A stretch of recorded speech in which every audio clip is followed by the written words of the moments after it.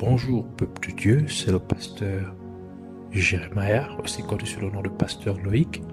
Nous voulons écouter la parole de Dieu pour la semaine, mais avant tout nous voulons commencer par une parole de prière. Alors en signe de révérence à notre Père Céleste, à notre Dieu, baissons nos têtes et prions. Père éternel, Dieu de gloire, Dieu tout-puissant, Roi des rois, Seigneur des seigneurs, seul et véritable Dieu, Yahweh, toi notre Sauveur, toi notre Rédempteur, toi notre Libérateur, toi Seigneur qui as versé ton sang à la croix pour nos péchés, pour nos iniquités, afin que Seigneur nous soyons sauvés, que nos péchés soient ôtés. Reçois la gloire, l'honneur et la majesté. Venons encore nous humilier devant de toi, implorant ta compassion, ta miséricorde. Et que, Seigneur, mon Dieu, Père, tu nous pardonnes pour tout ce que nous avons pu faire, qui t'a pour nous glorifier.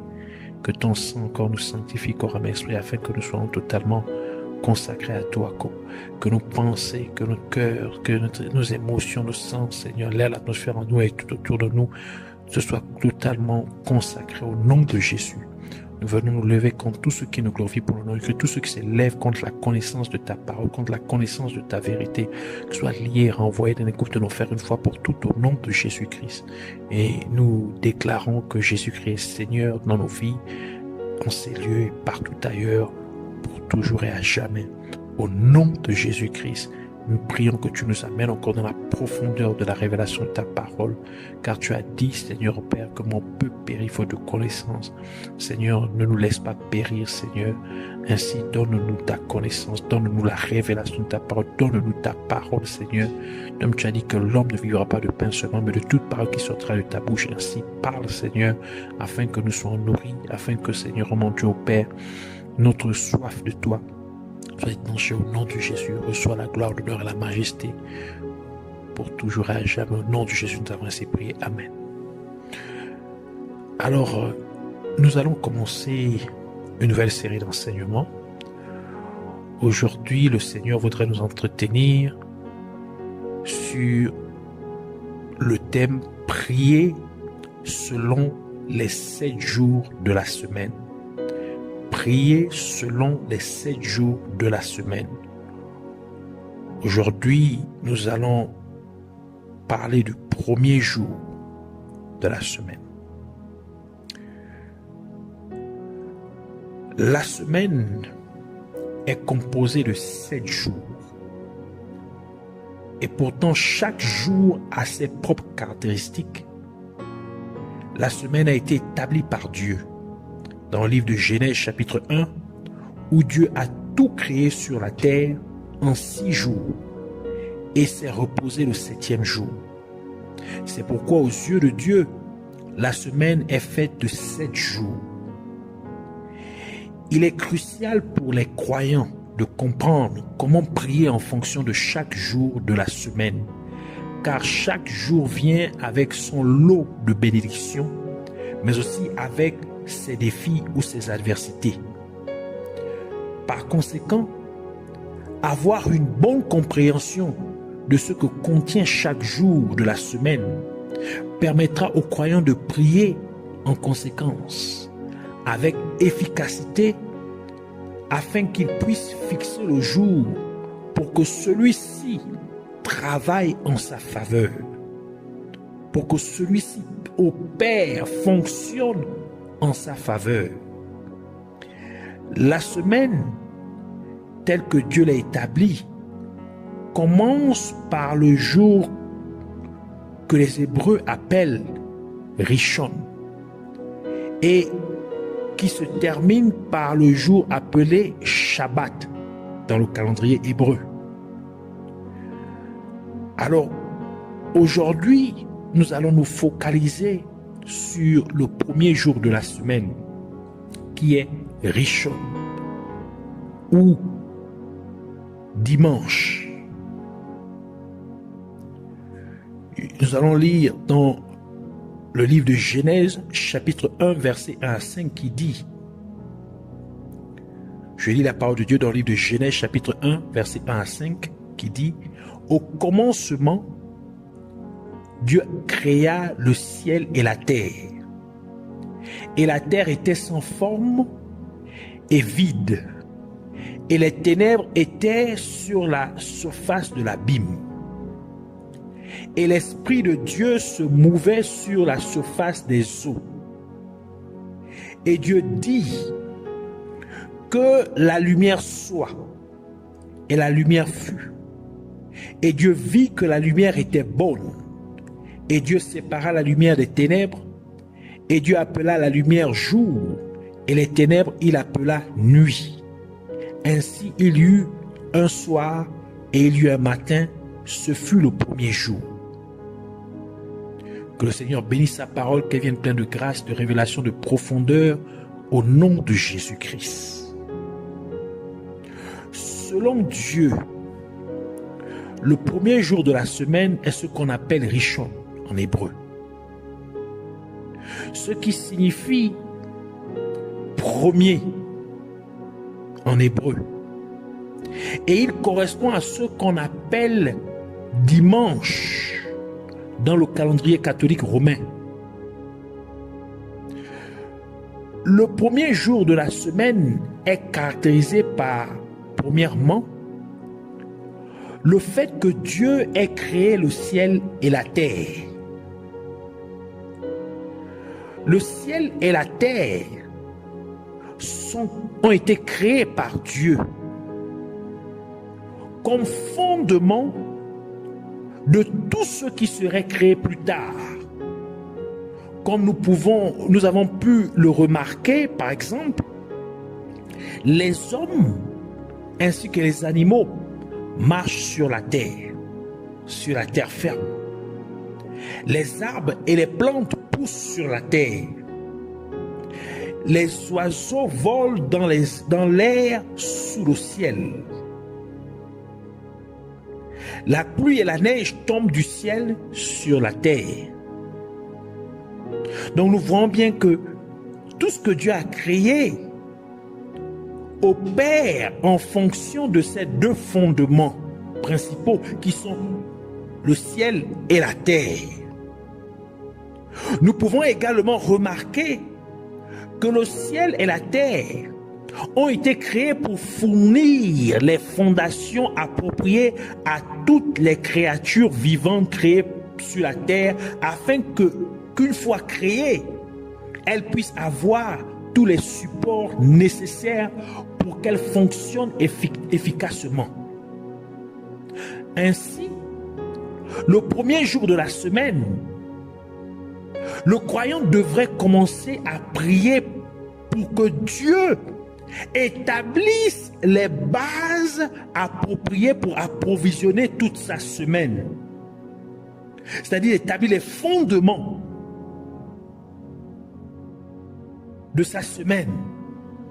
Le croyant doit commencer à prier Dieu, donc durant le premier jour de la semaine, en demandant à Dieu de mettre en place tous les supports nécessaires pour ses bénédictions, pour ses percées, pour sa guérison, pour sa délivrance, pour ses miracles, pour son service à Dieu, pour ses prières, pour son temps de méditation de la parole de Dieu, pour ses jours de jeûne durant la semaine, et ainsi de suite.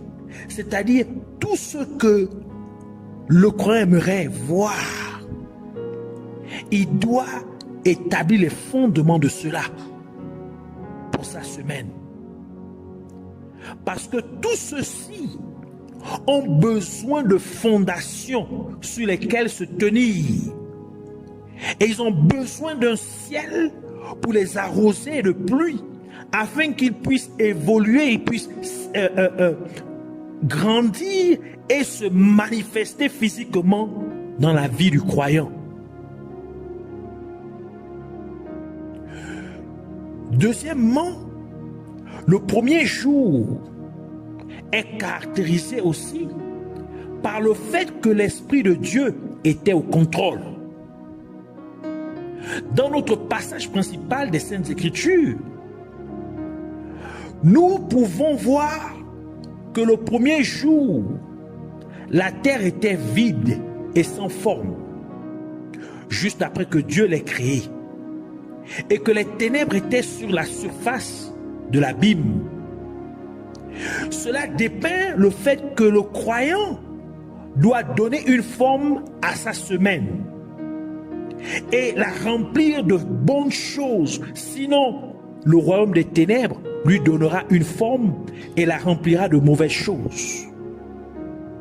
En d'autres termes, durant le premier jour de la semaine, le croyant doit prier Dieu, demandant à Dieu de façonner sa semaine comme le croyant voudrait qu'elle soit, et de remplir sa semaine de choses pieuses, de bonnes choses venant de Dieu au nom de Jésus-Christ. Nous pouvons également percevoir que le premier jour,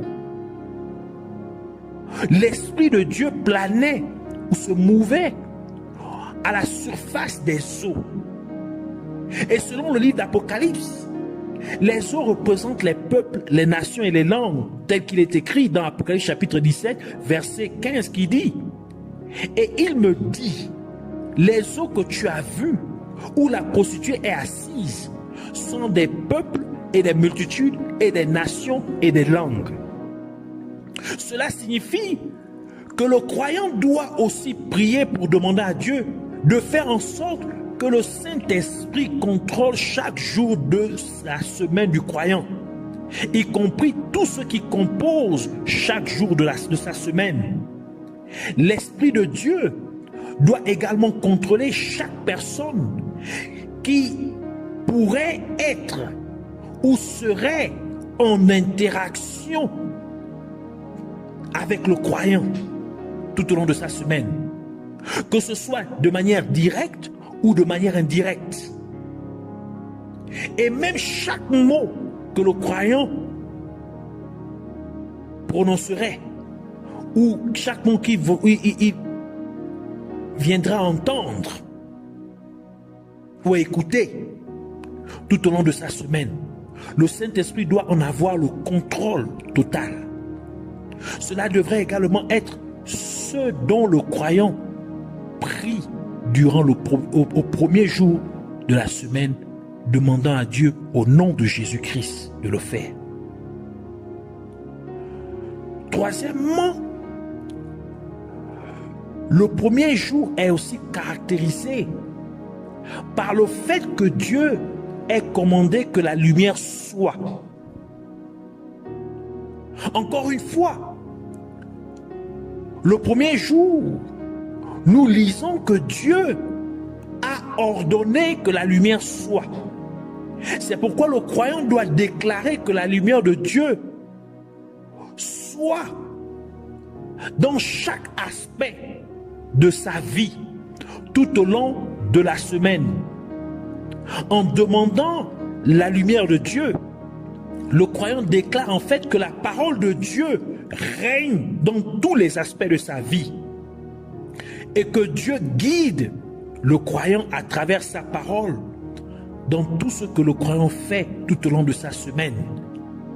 Car la parole de Dieu est lumière, telle qu'indiquée dans les Saintes Écritures, dans le livre de Psaume 119, verset 105, qui dit « Ta parole est une lampe à mes pieds et une lumière sur mon sentier. » Jean chapitre 8, verset 12, Jésus ajoute pour dire « Et alors Jésus leur parla de nouveau, disant « Je suis la lumière du monde. Celui qui me suit ne marchera pas dans les ténèbres, mais il aura la lumière de la vie. »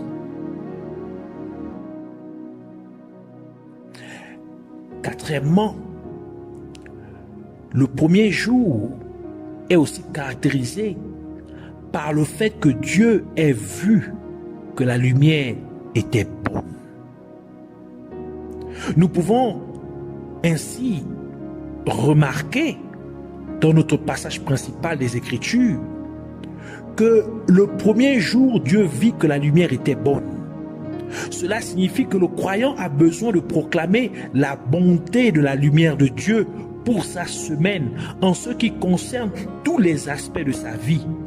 Car jusqu'à ce que le croyant soit capable d'apprécier la bonté de la lumière de Dieu, il ne se séparerait pas convenablement des ténèbres. Donc le croyant a besoin de demander à Dieu d'ouvrir ses yeux afin qu'il puisse apprécier adéquatement les bienfaits de la lumière de Dieu. En d'autres termes, le croyant a besoin d'apprécier la parole de Dieu. Il a besoin d'apprécier, d'être conduit par Dieu à travers sa parole. Le croyant a besoin d'apprécier la parole de Dieu en passant du temps à méditer la parole de Dieu chaque jour de la semaine. Car la parole de Dieu est la lumière du croyant telle que nous l'avons lu dans le verset précédent. Et cinquièmement, le premier jour est aussi caractérisé par le fait que Dieu ait séparé la lumière des ténèbres. C'est pour dire, au premier jour, Dieu a également séparé la lumière des ténèbres. Cela implique que le croyant doit donc prier pour que Dieu le sépare de toute forme de ténèbres tout au long de sa semaine, tel que le dit la parole de Dieu dans 2 Corinthiens chapitre 6 verset 14 à 18 qui dit: ne vous mettez pas avec les infidèles sous un joug étranger, car quelle communion y a-t-il entre la justice et l'iniquité? Et quelle communion a la lumière avec les ténèbres? Et quelle concorde le Christ a-t-il avec Bélial? Ou quelle part a celui qui croit avec un infidèle? Et quel accord y a-t-il entre le temple de Dieu et les idoles? Car vous êtes le temple du Dieu vivant. Comme Dieu l'a dit, j'habiterai en eux et j'y marcherai au milieu d'eux, et je serai leur Dieu et ils seront mon peuple. C'est pourquoi sortez du milieu d'eux et séparez-vous, dit le Seigneur, et ne touchez pas à ce qui est impur, et je vous recevrai, et je serai pour vous un père, et vous serez mes fils et mes filles, dit le Seigneur Tout-Puissant. Ainsi, le croyant doit demander à Dieu de séparer sa semaine de toutes sortes de ténèbres, de toute forme de ténèbres au nom de Jésus-Christ. Et ce faisant, le croyant demande à Dieu de régner tout au long de sa semaine, car Dieu est lumière et il n'y a point de ténèbres en Dieu. D'où la parole de Dieu déclare dans 1 Jean chapitre 1 verset 5 à 6 qui dit: c'est donc le message que nous avons entendu de lui et que nous vous déclarons, que Dieu est lumière et qu'il n'y a aucune ténèbre en lui. Si nous disons que nous sommes en communion avec lui et que nous marchons dans les ténèbres, nous mentons et ne faisons pas la vérité. Le premier jour de la semaine, le croyant doit aussi demander à Dieu de le faire briller. Car Jésus-Christ a dit que nous, en tant que croyants, sommes la lumière du monde. Ainsi, comme Dieu a commandé que la lumière soit au premier jour, le croyant doit prier Dieu, lui demandant de le faire briller tout au long de la semaine. Matthieu chapitre 5 verset 14 à 16 qui dit, c'est Jésus qui parle: vous êtes la lumière du monde. Une ville située sur une colline ne peut pas être cachée.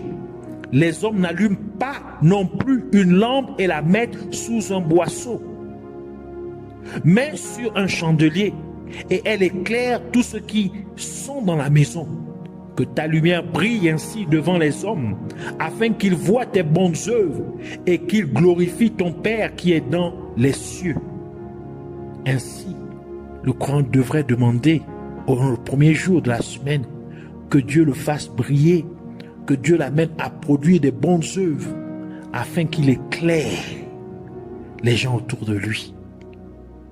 Et encore, le croyant doit prier pour que Dieu lui permette d'agir comme une personne du jour et non comme quelqu'un de la nuit ou des ténèbres, car nous sommes des enfants de la lumière Ainsi la parole de Dieu dit dans 1 Thessaloniciens chapitre 5 versets 5 à 8 qui dit: vous êtes tous les enfants de la lumière et les enfants du jour.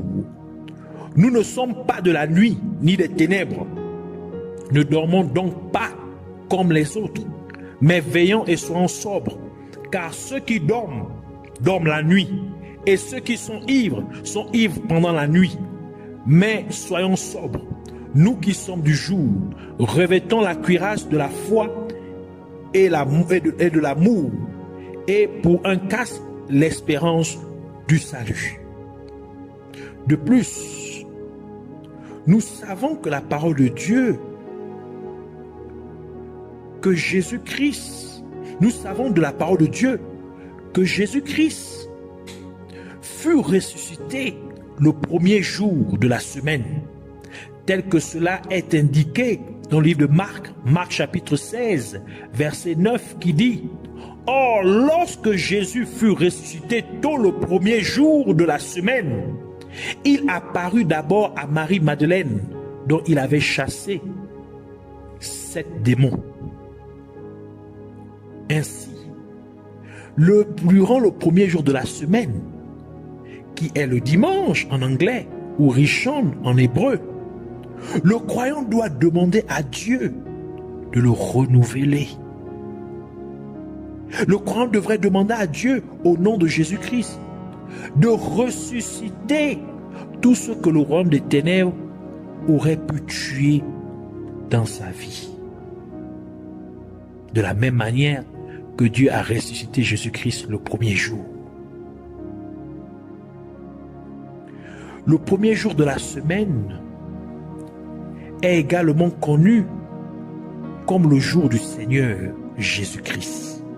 Parce que Jésus-Christ, comme nous l'avons lu, est ressuscité le premier jour de la semaine.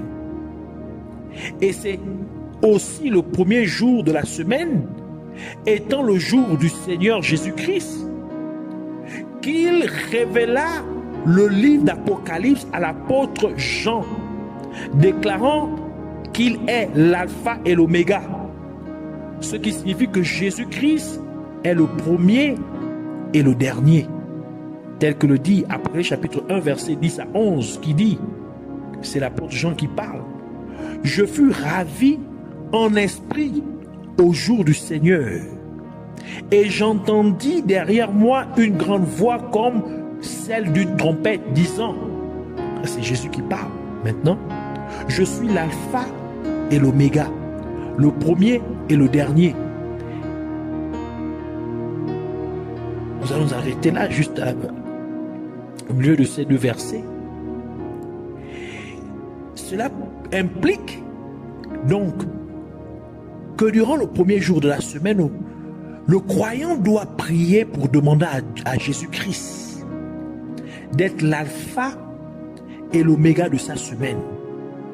C'est-à-dire que le croyant devrait demander à Jésus-Christ de commencer la semaine avec lui et de terminer aussi la semaine avec lui.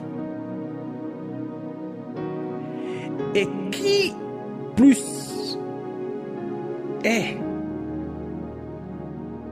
qui de plus, c'est que le premier jour de la semaine, Jésus-Christ est apparu à ses disciples pour leur donner la paix et pour souffler sur eux afin qu'ils puissent recevoir l'Esprit Saint, comme Dieu souffla dans les narines d'Adam